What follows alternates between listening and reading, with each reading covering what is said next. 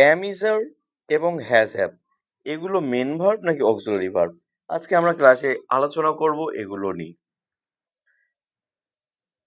Main verb আর auxiliary verb দুটোর মধ্যে পার্থক্য কি? What is main verb and what is auxiliary verb?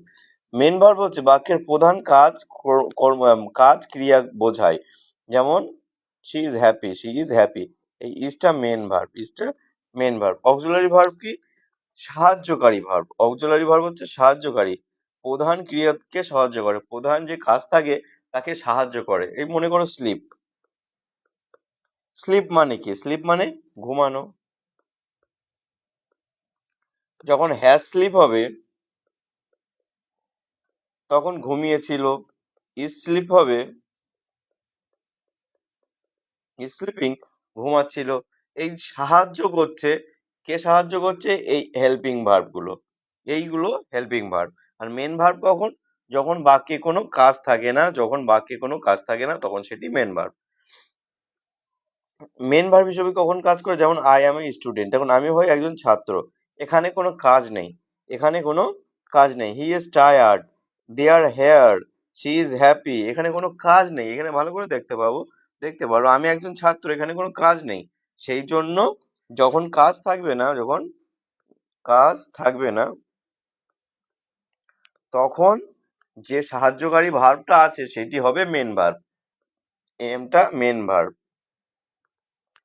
Auxiliary verb কখন হবে? যখন মেন ভার্ব থাকবে। অক্সিলারি ভার্ব যখন মেন ভার্ব থাকবে তখন মেন ভার্বের আগে যে ভার্ব গুলো থাকবে সেটা হচ্ছে অক্সিলারি। যেমন দেখো, শি হ্যাজ আ কার, তার একটি গাড়ি আছে। হ্যাজ, শি হ্যাজ আ কার, তার একটি গাড়ি আছে। এই আছে বোঝাচ্ছে, আছে, আছে থাকলে সেটি হবে অক্সিলারি ভার্ব, এই মেন ভার্ব। অ্যান্ড ফিনিশড, এইখানে সেকেন্ড ফর্ম ইউজ করে, থার্ড ফর্ম ইউজ করা হয়েছে। শি হ্যাজ ফিনিশ, সে কাজটি শেষ করেছে। ফিনিশটা হচ্ছে main verb, main verb already বাক্যে আছে সেই জন্য এটা অক্সিলারি। সারসংক্ষেপ উপসংহারে আমরা আলোচনা এটাই বোঝাবো যে am is are এবং has have দুই ধরনের ভূমিকা পালন করে, একটা মেন ভার্ব আর একটা অক্সিলারি। এরা দুটোই পালন করে। কিছু কিছু সময় এরা মেন ভার্ব করে। কখন মেন ভার্ব হয়? আমি যে প্রথমে বলেছি, যখন অবস্থা মালিকানা বোঝায়, অবস্থা মালিকানা, অর্থাৎ এটাই মনে রাখবে যখন কাজ থাকে না, যখন বাক্যে কাজ থাকে না তখন এটি মেন ভার্ব, তখন মেন ভার্ব। যখন বাক্যে কাজ থাকে